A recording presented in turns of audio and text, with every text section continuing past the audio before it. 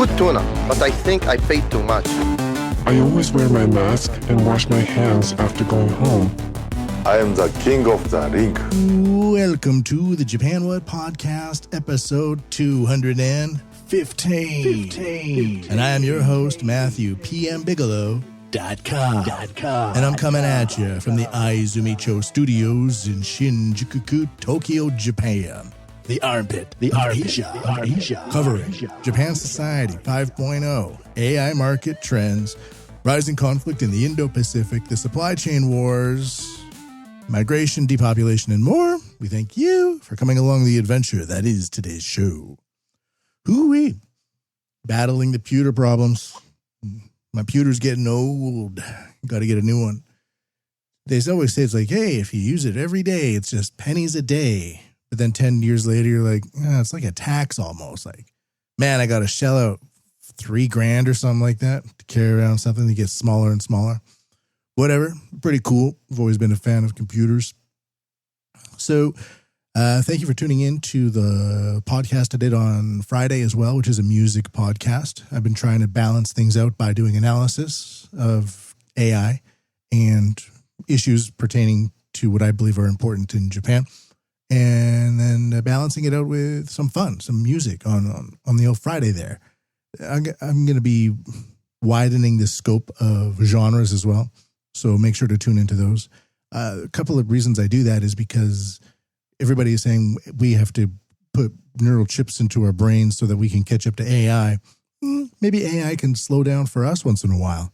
So by getting an AI music generator to kind of create music that I want to listen to and then curate a list and then put it out into a podcast slows the AI down into a more human pace. So it's an exercise in dominance, which I want to do with AI. When I was working in big tech from 2015 to 2020 in Japan, one of the things that concerned, because I was basically an AI teacher, one of the things that really concerned me over time was when we let AI into our heads, it goes really crazy and really wrong.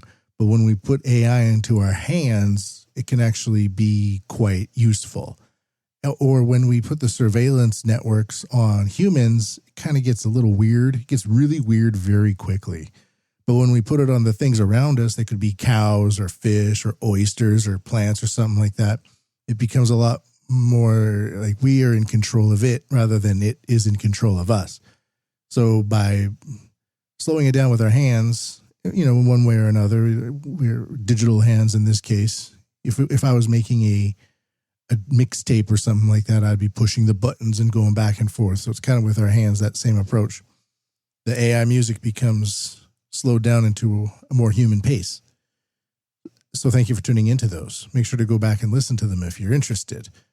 Today we're going to be taking a look at technology, some AI stuff, and I've made a kind of a personal pact not to cover too much of the goofy consumer nature of AI products. I get a lot of it on X or social media these days. It's like, look at this app that does this thing. And I kind of go, yeah, it's good. But one of my major concerns with AI for the consumer market is that it just makes us tap our phones even more. Or they go, look at this video generation of this couple that has a baby made out of plastic bottles. And I kind of go, yeah, it's just 3 seconds of cliches that have been strung together by people that really aren't really that creative. It's not like it's a Tarkovsky, opus. It's not like it's some exploration of what it means to be human in a science fiction, catastrophe. It's just kind of goofy. All those people that have cameras and make stupid skits on X or on TikTok. It's more along those lines. So I don't really think it's that important. But when we put it into the network and look at what's going on behind the curtain with satellite surveillance and how governments are joining up on these various missions, AI related for greening the atmosphere, something just random craziness. I think that's a lot more interesting. So I'll be pursuing more of those avenues, and I'll leave the consumer markets up to the people going, ooh, wow, look at this, just all the time. Look at this, look at this. I kind of get frustrated now with that aspect because it's such a large part of the discussion. 10 years ago, it was like, will AI murder us in our sleep? And now the discussion is more like, ooh, look, I tap on my phone and AI does this. And you showed me, and it's a cat it's twirling around on a rainbow made of flowers. And you're like, okay, thank you, I guess. Wow. Amazing. So what we're going to take a look at first today is going to be a little bit of the supply chain wars in a positive way. Well, things are getting really crazy right now. Let's just go with the jingle here. Die for the war. Everybody moves. Die for the good. Die for the war. Die for the war. I may have covered this a little bit before, but I wanted to cover it more right now just so that it's on the record. And this comes to us from the Taipei Times.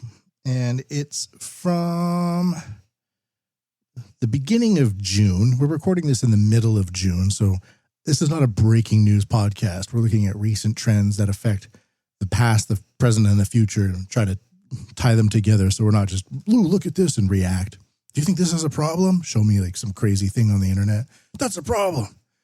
So we have Japan and Taiwan sign a memorandum of understanding for drone supply chain cooperation. This is great. One thing that I've been really concerned about with Japan's drone supply is that it was getting a substantive amount of it from Israel. And that's fine. I don't really have a problem with Israeli technology. It's very good. But recently with the supply chain wars, with issues of shipping and relying heavily on advanced technology on somebody that's also not only very far away, but also on Israel, that's steeped in conflict right now. I mean, what's going on between Iran and Israel at the time of recording this podcast, I just see a lot of missiles being sent back and forth, a lot of hypersonic missiles. So for Japan to rely on a lot of advanced technology from a place like Israel right now is not really a good thing. And also, what if Israel's adversaries start targeting more of its ships or more of its delivery packages as they're being sent around the world?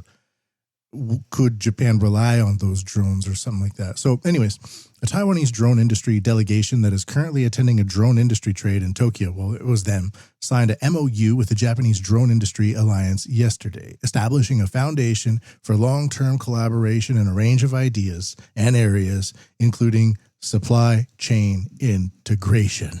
Whew, this is great news. Really good news. Japan is basically an anti-drone society. The country itself is still locked into 1995 to 2000 peak technology, which is very good. What I mean by that is the helicopters we have in Tokyo are always flying at very low altitudes, but it's a good fleet. And I don't think that the establishment wants to have a bunch of drones interfering with that. Also above Tokyo, right where I live, there's a new air route for airliners to coming into Tokyo from around the world, and it goes right over the city. It's a massive security issue, in my opinion, because if you have somebody with a drone fleet that sends it into the jet engines of these jets, you could create a mass casualty event almost anywhere over Tokyo and just really do a lot of damage. So Japan is basically an anti-drone society. You see signs everywhere saying no drone zone, drone this, bad that, blah, blah, blah. But Japan has been relying, like I said, on Israel. And I saw this protest right near where I live. There's like a quasi military air defense procurement industry headquarters or branch office or something like that. And even they would have at times Palestinian protesters screaming outside of their doors, waving Palestinian flags because of their support for Israeli companies in drone procurement for Japan's defense industries and things like that. I have to be very careful about the way I word this because Japan doesn't technically have like an army, a standing army. It has a self-defense forces. And so there's like, it's a big gray area.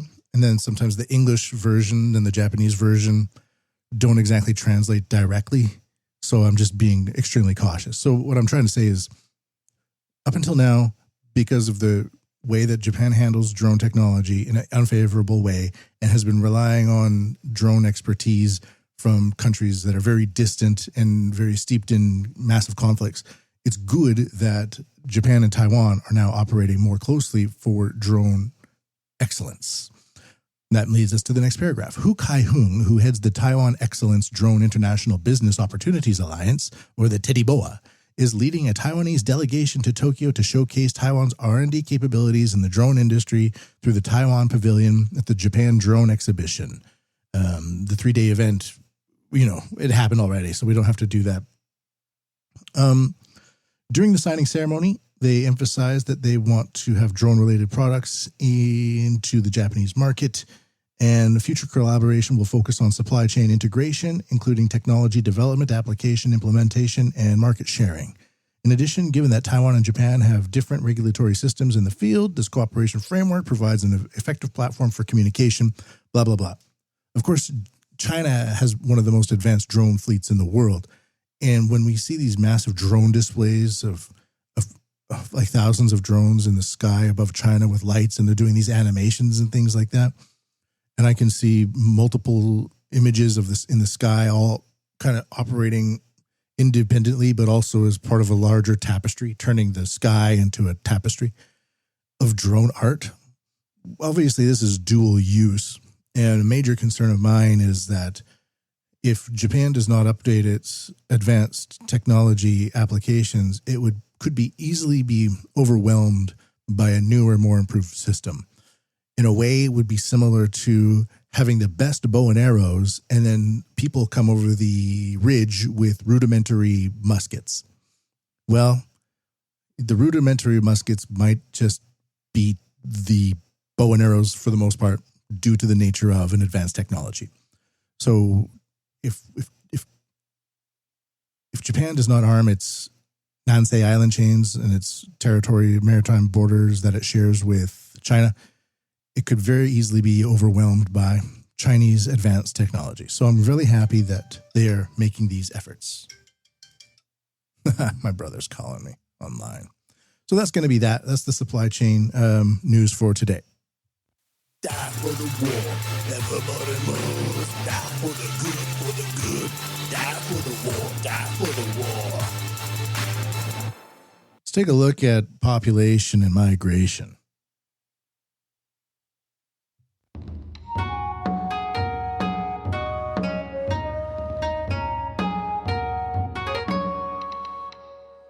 On last week's podcast, called Goal 8, it was basically a philosophical rant about the idea that Japan might be under the influence of a very powerful ESG, SDG, and DEI style cult.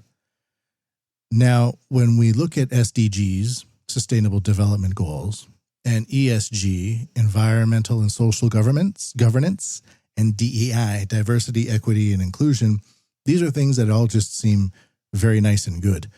I will say that after that podcast, a listener, I'll keep him anonymous because it's actually very risky to talk about these things openly, sent me a message saying at the place where he works, which has a very large administration, I'll just leave it at that, they had SDG competitions where people could make posters or participate in some SDG activities, and you basically win $300 or some yen for the top prize. And I noticed that some 7-Elevens around my area that I live in Tokyo also had SDG fairs or SDG poster competitions for kids. And this is a initiation ritual. It's looking for potential like-minded people, but it's giving them money. It's the same way that people might stand on a street corner and offer you free literature for something, but you're incentivized to join a kind of a post-religious cult is the way that I'm thinking this works. And it's something that operates within the government itself rather than as an external organization that helps to influence the government. you can kind of imagine that there might have a separation between, in any random country, between church and state or religion and politics, but they might have quasi-affiliations with some religious organizations to make sure that the people's freedom of religion is ensured by the governing bodies that they elect or something like that. But now, this kind of post-religious world that we live in, the human desire for such means beyond the stars is innate in all of us, it seems, in one way or another, even atheists. It's still a theism. It's without God, but it's still remaining in a way with God. It's not like it's something that is beyond God. It's just, it still has theism within its framework. So it's like this thing that humans can't really escape. So today what I'd like to do is reinforce this idea of how the SDGs, the ESGs, and the DEIs all swim together.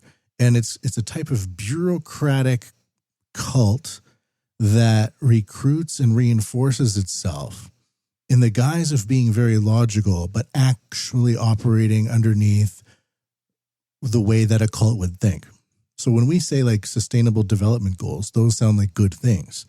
When I say diversity, equity, and inclusion, like when Trudeau said it in 2015, diversity is our strength, that's a very natural thing to agree with because I might be thinking diversity of opinion or diversity of skills.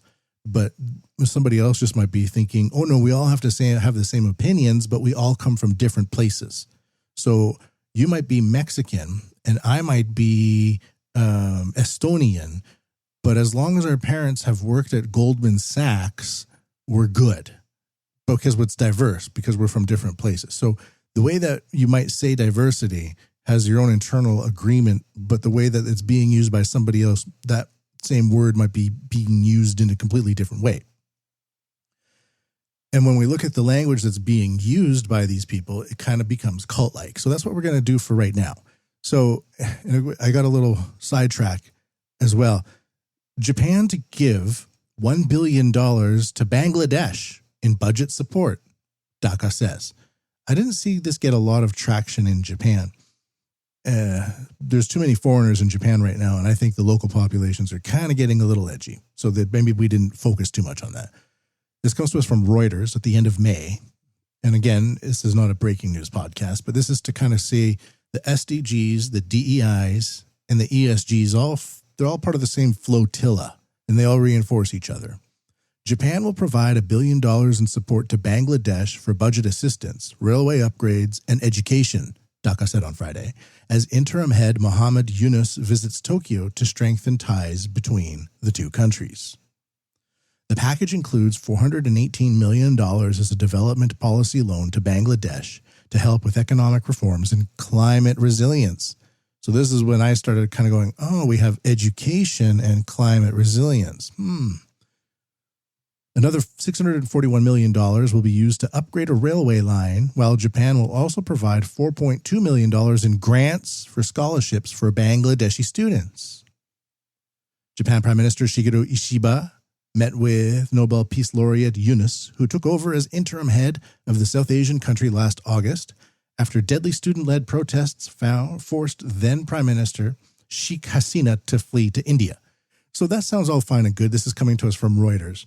But, let's dig into this idea here on the back end that we are dealing with SDGs, ESGs, and DEIs all floating together as some sort of bureaucratic flotilla, cultivating a new world order, a new world order. Because the fumes of the post-World War II order are going, gone. Japan is facing a demographic crisis. It's really funny.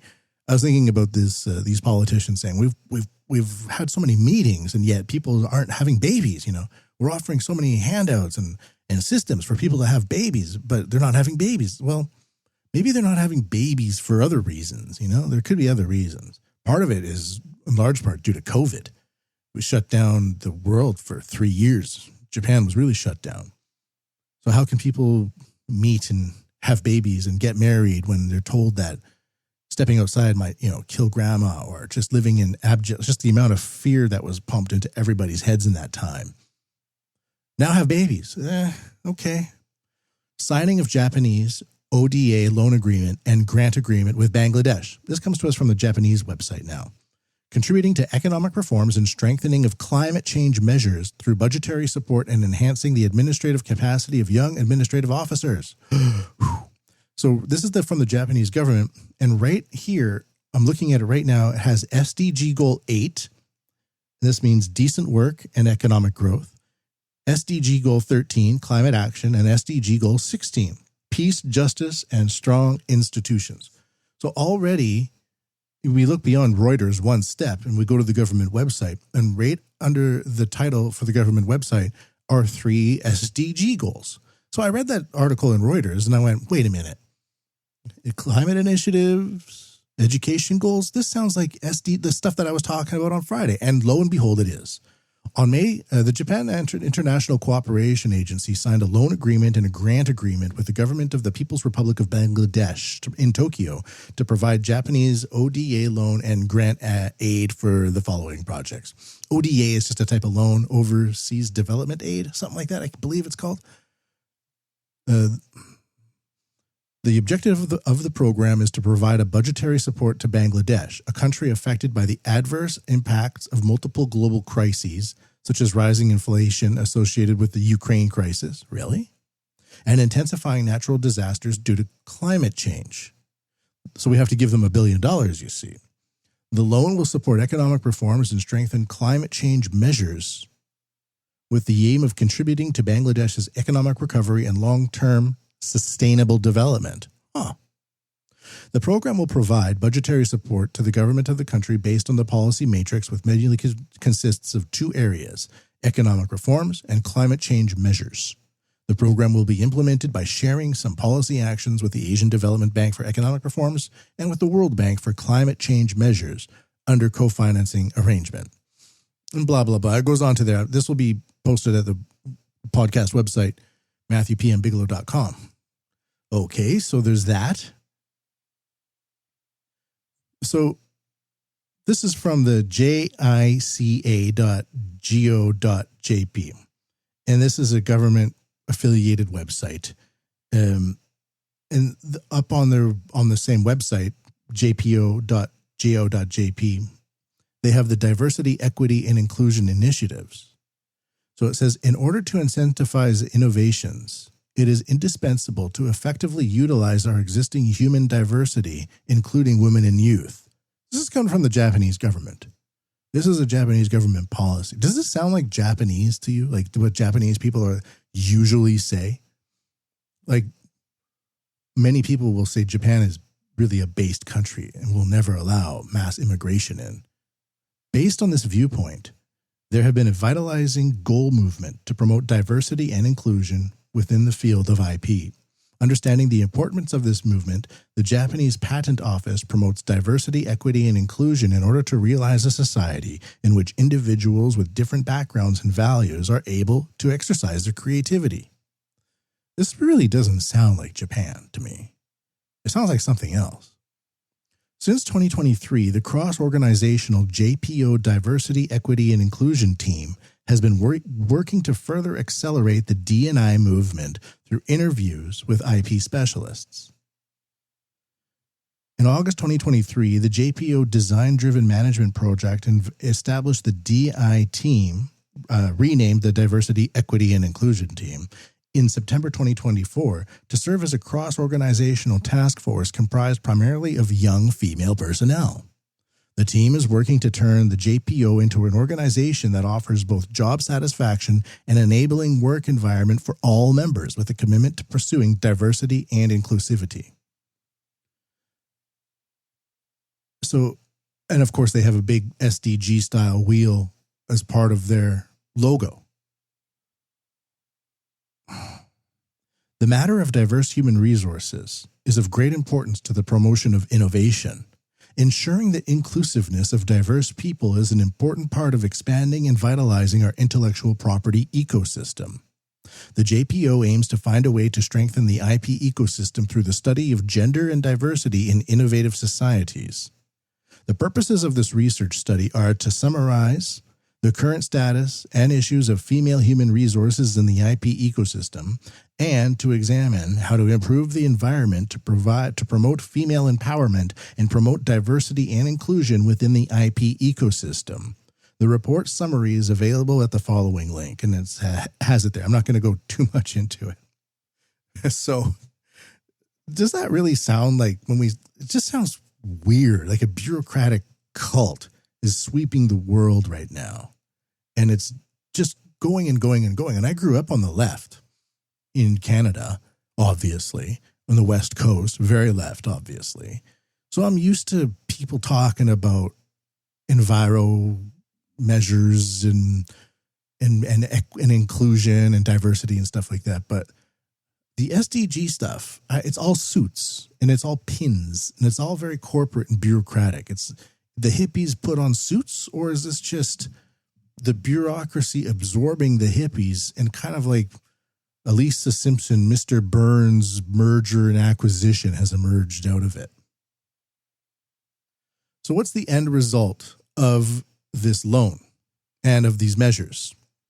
So we have the Sustainable Development Goals, which was listed in that website. We have the governance aspect, which was from the another page on that website that I was reading of.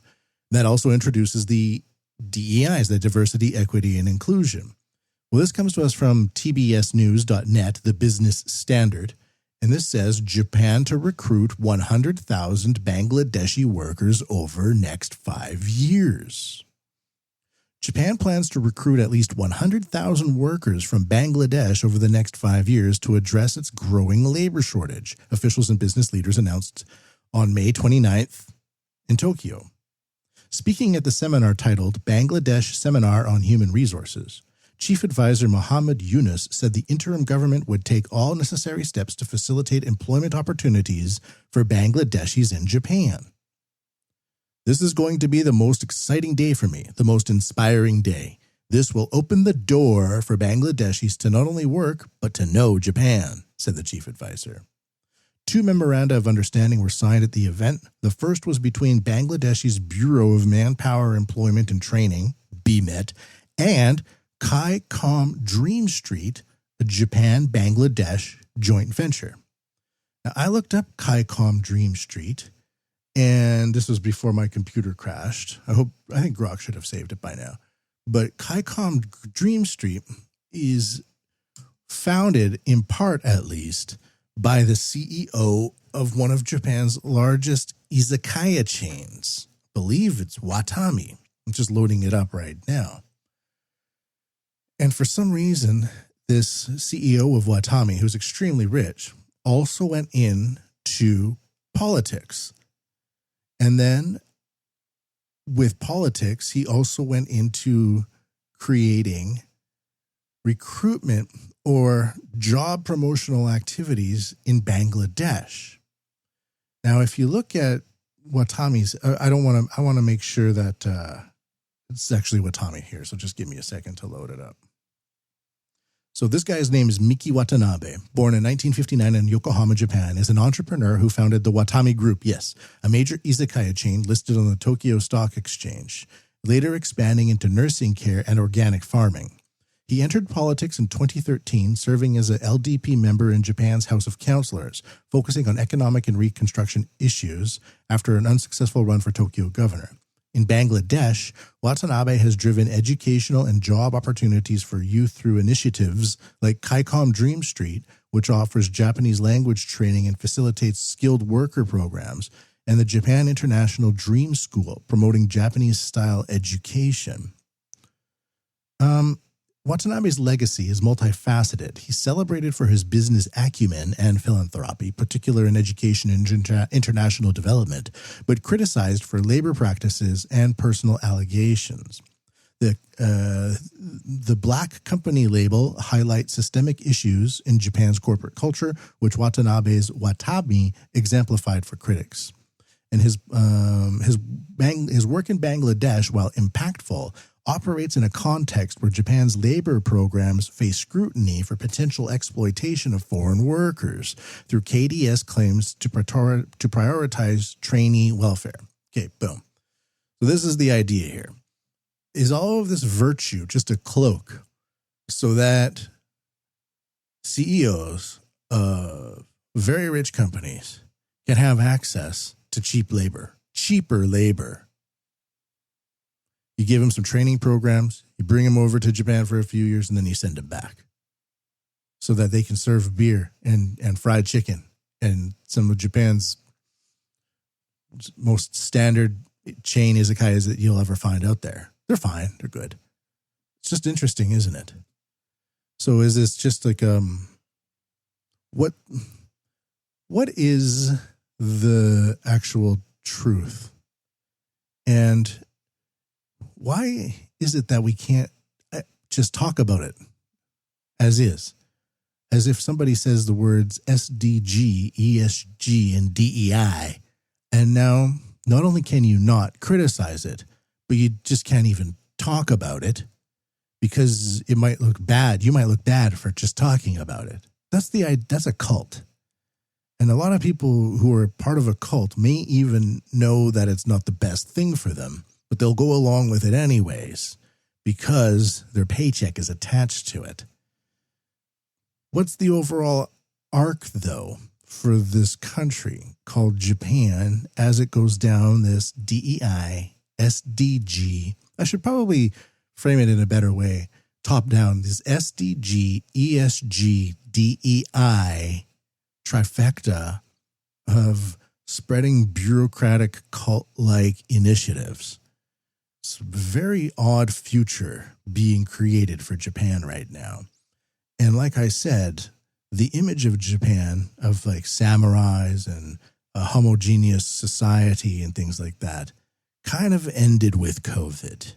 And after COVID, we are seeing a new Japan led by this trifecta of bureaucratic flotillas kind of operating at all levels of society, where it brings it up at the top and sends it down to the bottom.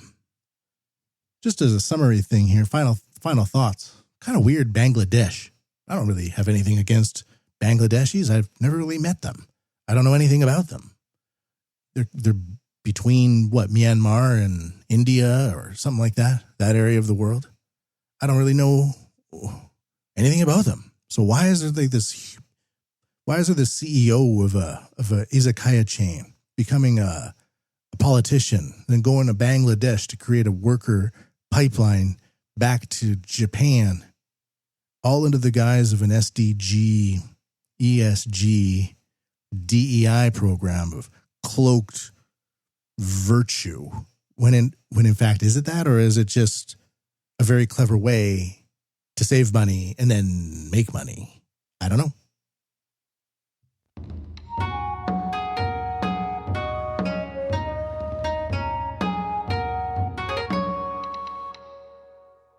It is dangerous to talk about those things, by the way, because it's a cult.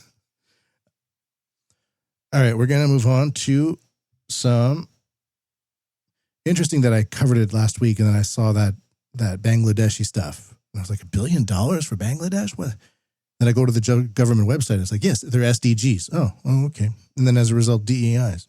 By who? The government, for environment and social stuff. It's just odd how it all, once you realize it's a pattern, it's like, oh, okay. It's a pattern. The fourth industrial revolution will enable us to create a new society. Artificial intelligence will transform the big data collected through the Internet of Things into new wisdom. Society 5.0, a technology-based, human-centered society. The fourth industrial revolution will raise our standard of living and solve various challenges we face. It will, for example, free us from the stress of driving, allowing us to safely visit anyone, anytime. We will have access to the latest medical advancements at a low cost, no matter where we are. AI and robots will enhance human ability and expand our infinite possibilities, helping us enjoy more fulfilling lives. Society 5.0 for the betterment of human lives. All right. By the way, everything is heading towards Society 5.0. All that stuff I was just talking about. And then what I'm going to be talking about right now, it's gathering everything into a net and then putting it on the edge of a trebuchet, a type of catapult, and then launching it into the future where we're all going to exist in a new future society together. Whee! By leaders who just really know how to lead. Maybe next we'll get 750,000 Mauritians. Here you are, Mauritians. What? Okay, so the first things first, I've been covering Sakana AI, which is an AI startup company valued at more than $1 billion now. The CEO is Canadian. He's Asian Canadian. I think his last name is David Ha. I can't remember. I'm sorry. And I'm growing to be kind of a big fan of this company. They are focusing on very practical AI solutions, especially with banking. And Sakana means fish. And what I think the CEO of this AI company is getting at with the name Sakana AI is that fish have a collective intelligence, where something like a swarm intelligence. And the logo of Sakana AI is a bunch of fish going in one direction, and then one fish is going into another direction. So I think what they want to do with Sakana AI is say, we're pursuing an alternative way of thinking about where things go. And if your company is called AI Bicycle Company, it's like, well, they make AI bicycles. But Sakana is very mysterious in a way. The CEO, like I said, is Canadian, but he holds a very prestigious degree as a PhD in mathematics from Tokyo University.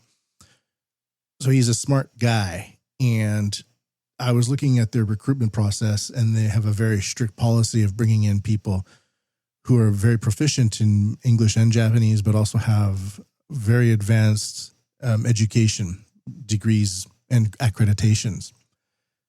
So this is a company to watch because they are going to be a hodgepodge, like real diversity, actual diversity of people who are not only of different backgrounds, educationally, culturally, but also it seems to be more with opinions as well. So Sakana AI is a company to watch.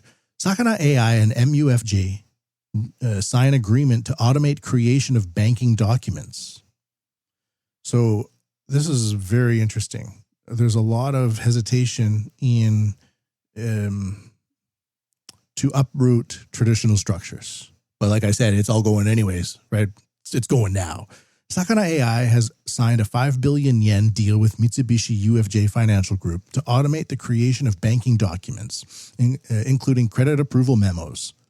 We are very happy to take on the meaningful challenge of revolutionizing banking, a core domain of society, with MUFG, said Ren Ito, the Japanese artificial intelligence startup co-founder and chief operating officer. Yeah, there's 2 gaijins and 1 native Japanese guy who founded the company. A 6-month pilot phase begins in July when MUFG's banking subsidiary will start generating documents using Sakana's AI, the AI Scientist, a fully AI-driven system that was originally designed for automating scientific discovery, including manuscript writing and peer review. Ito, who has been retained as an AI advisor for MUFG Bank, will provide advice on AI implementation strategies for the duration of the deal, more than 3 years. Tokyo-based Sakana AI spent 6 months tailoring its system to meet the needs of Japan's financial institutions. Large language models and AI agents alone do not have much value as commodities, the company said. ChatGPT is useful, but much more is needed. Looking ahead, Ito said that the partnership faces challenges, and he said the banking subsidiary of MUFG will be able to write credit memos more quickly. And Sakana AI is founded by CEO David Ha. Yes, there it is. And it has raised 30 billion yen from a range of investors, including MUFG Bank, Sumitomo Mitsui Banking, Mizuho Financial Group, and NVIDIA. MUFG's medium-term business plan, which was published in April 2024, prioritizes the use of AI and the improvement of data infrastructure. It goes on from there.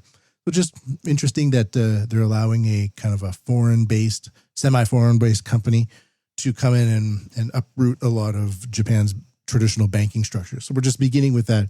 I'm going to be following Sakura AI as well because they don't have like this, ooh, look at my phone type of approach to artificial intelligence implementation on a societal level. But let's dive into this into the big boy stuff, the real big boy stuff. And like I said, this is all going in the same direction. The next 3 articles are from Grok. By that, I mean, I went and found a bunch of websites that had a bunch of information, but it's too much information. So I pasted the information into Grok. We had a back and forth to summarize the information, and it'll save us time. And it saves me from translating Japanese websites into English and then having to scan with my eyes in real time, looking for what's interesting and what's not interesting. Let's begin. AI-driven carbon monitoring in Malawi, boosting Japan's carbon credit market. Interesting. Interesting there, huh? Now that's some international Society 5.0 stuff. Taking everything from the past, wrapping it in a Society 5.0 net, attaching it to the end of a trebuchet, and just launching it into the future. AI-driven carbon monitoring in Malawi, boosting Japan's carbon credit market. Just a repetition. Just like, what's happening? DAI Labs, not an acronym for something else. A Tokyo-based AI technology firm has secured a grant from Japan's Ministry of Economy, Trade and Industry, METI, to develop an AI-powered carbon monitoring system in Malawi, collaborating with Offset 8 Capital and iRise Carbon. The project, funded under METI's Subsidies for Global South Future-Oriented Co-Creation Program, aims to enhance the reliability of carbon capture initiatives by February 2026. Leveraging Japan's commitment to carbon markets, as an aside, including the 2023 Tokyo Stock Exchange carbon credit market and the upcoming GX ETS, the initiative aligns with global efforts to reduce emissions. The project deploys DAI Labs' satellite-based AI system, integrating spectral imagery and synthetic aperture radar to monitor carbon stocks across 6,000 hectares. The system predicts carbon sequestration potential and identifies optimal reforestation sites, supporting iRise Carbon's broader 56,000 hectare restoration effort in Malawi. iRise provides on-ground data for AI training, while Offset 8 facilitates strategy and Japanese market connections. Authorized under Article 6 of the Paris Agreement, the project enhances carbon credit integrity. By replacing costly ground-based monitoring, the system promises cost-effective, high-quality data, accelerating carbon project accreditation and boosting market trust. Post-demonstration, the partners plan to scale the technology globally, improving carbon market credit reliability and reducing monitoring costs. DAI Labs' expertise in AI and GIS, combined with Offset 8's climate finance and iRise's community-driven model, positions this project as a technical milestone for supply chain transparency and AI-driven sustainability in Japan's carbon market.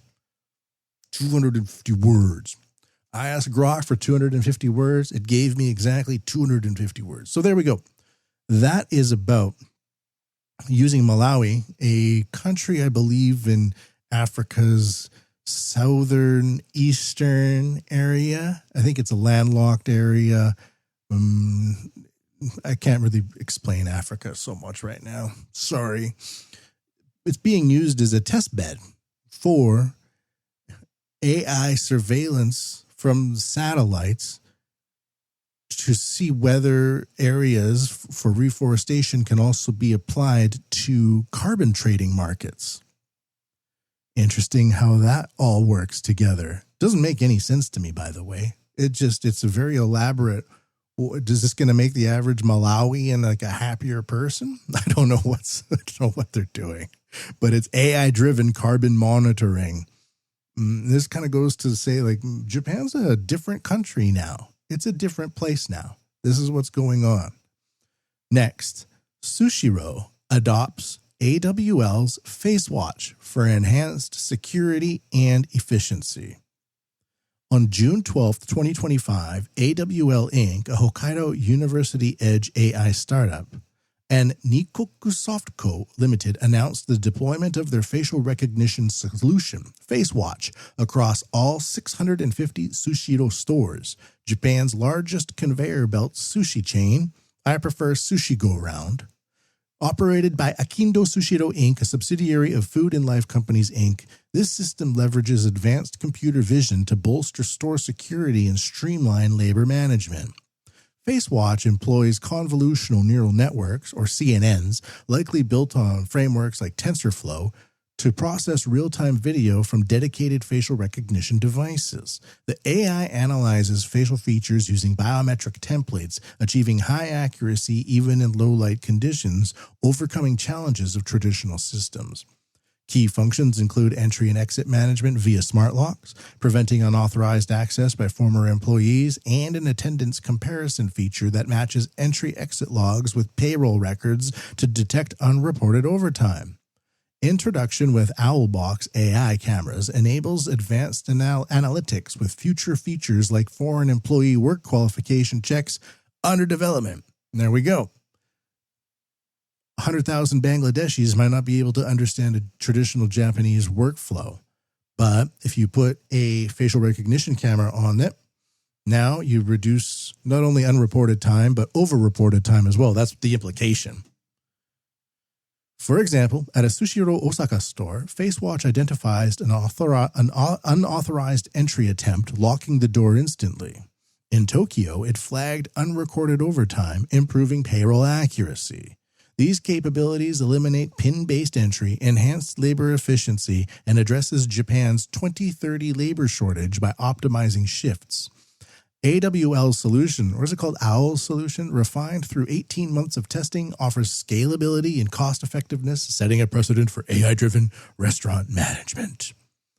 If you're a manager and you always have to be running after teenagers who don't know how to enter PIN codes or forget everything, this type of thing frees up a lot of time for you. So I can see how it works.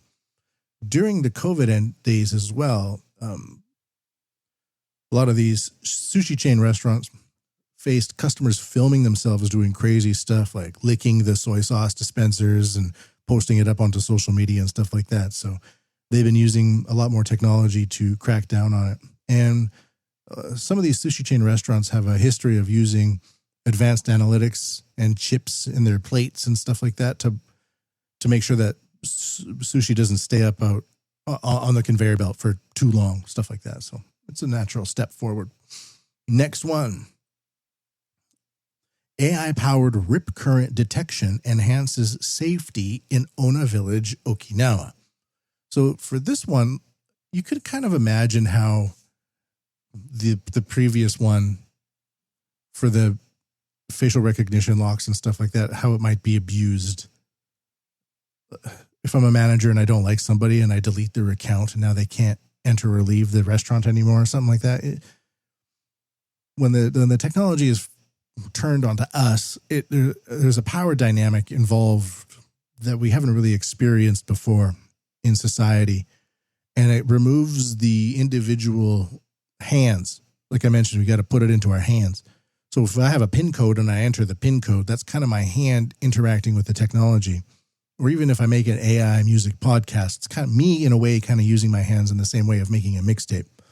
But for the facial recognition entries and stuff like that, it really is a mechanism that removes the human opt-in experience, and it automates that. It's an automated opt-in experience.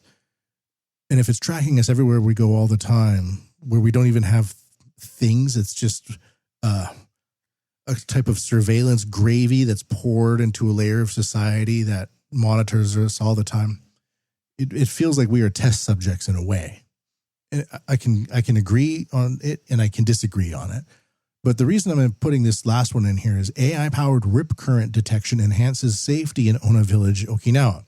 So when we aim this technology at things like oceans or fish or, shark warnings or something like that, now we Now, if we're looking out for sharks or something along those lines, the feeling of some sort of dystopian hellscape immediately evaporates, and it becomes something that maybe we should have all the time everywhere, as opposed to we really need to limit the scope of this facial recognition technology. Because, I mean, I've seen parts of China where you have to have a QR code on your door and the government can come and scan it, and it shows how many people live there, and they can come in and check to see if there's more or less people living there than there should be, stuff like that. And if somebody's should be home and they're not home, the cop can then send a request back to the police office, and they can put that person's citizen code into the connected facial recognition cameras that they have in their city and find them to make sure that they're not up to anything bad or something like that. So there's this very kind of insanely practical, scary level aspect to it. But when we pointed at the beach, in December 2024, Ryukyu Shimpo Digital Corporation and iNext Corporation deployed AI-powered cameras at Tiger Beach and Diamond Beach in Ona Village in Okinawa to detect rip currents and aid rescues, leveraging cutting-edge computer vision. This system, a pioneering public safety initiative, processes real-time video to safeguard tourists in a region prone to hazardous sea conditions. The technology uses high-resolution cameras with convolutional neural networks, possibly based on frameworks like TensorFlow or PyTorch, through iNext's proprietary platform is probable given to their IoT expertise. The AI employs optical flow analysis to identify rip currents, fast-moving water channels by detecting turbulent patterns in pixel data. For swimmer distress, pose estimation tracks erratic movements or prolonged submersion. Flagging anomalies via models like YOLO. Processing occurs on edge devices or cloud servers, ensuring sub-second latency for alerts sent to lifeguards with GPS coordinates via IoT protocols like MQTT. In a test scenario at Tiger Beach, the system detected a simulated rip current, alerting responders in under 2 seconds. At Diamond Beach, it flagged a swimmer's irregular movements, enabling a mock rescue. These examples highlight the system's precision in dynamic coastal environments. iNext likely integrates NEC or NTT-style platforms common in Japan's AI surveillance, ensuring compliance with privacy laws.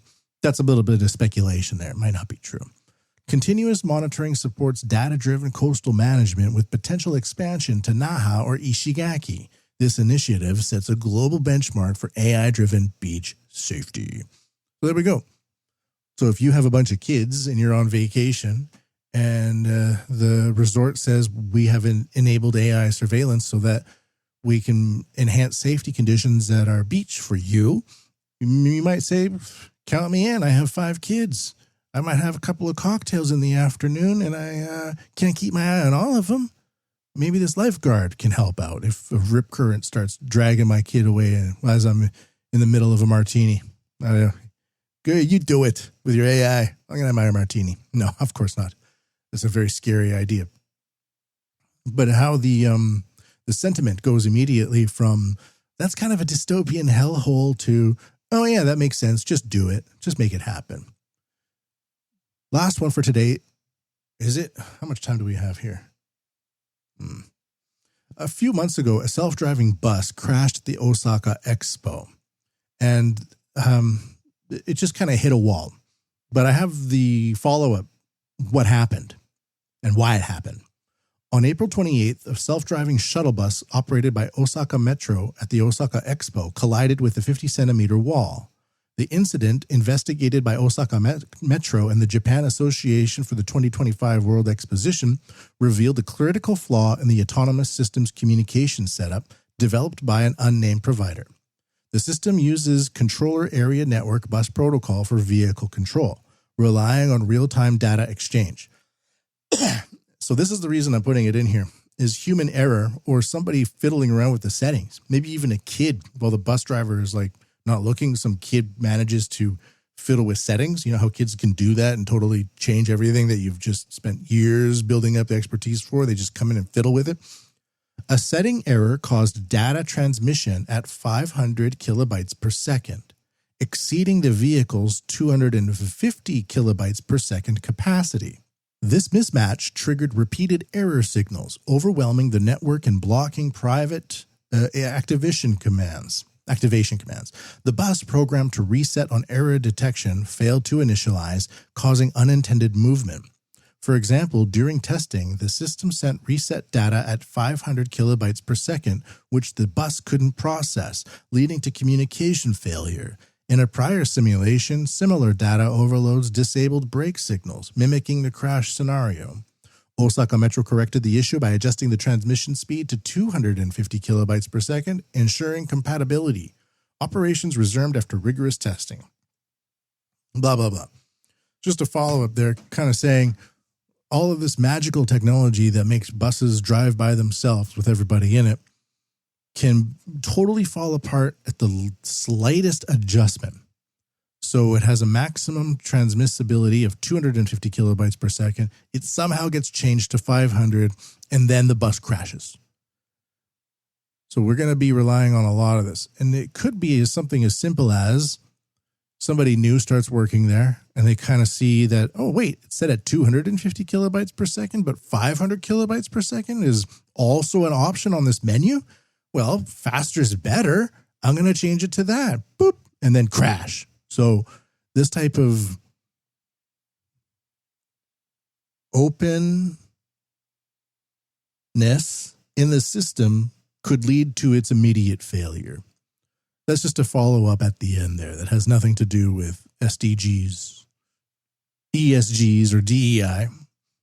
But it is interesting how, whether it's the aspect of just regular governance and financial planning to now AI systems being put in place, there seems to be a constant and ever-present component that they all have to have an aspect of this flotilla of a trifecta of bureaucratic initiatives that cloak everything in virtue and prevent anybody from really being able to talk about it. Because if you do, then somehow you're a very hateful person who just believes in hate. When in fact, it could be all a wolf in sheep's clothing, and we're all pretending that a bunch of sheep are driving the herd, when in fact, it could be something else entirely. The fourth industrial revolution will enable us to create a new society. Artificial intelligence will transform the big data collected through the Internet of Things into new wisdom. All right, that's going to do it for today. Make sure to go to the official website, MatthewPMBigelow.com. Give a donation at paypal.me/JapanWUT. That's paypal.me/JapanWUT. And don't be so scared to look at all this crazy stuff and say, you know what? I think that's a little bit crazy. Until next time, everybody, I'll bid thee a very warmful and heartful Ja Mata No.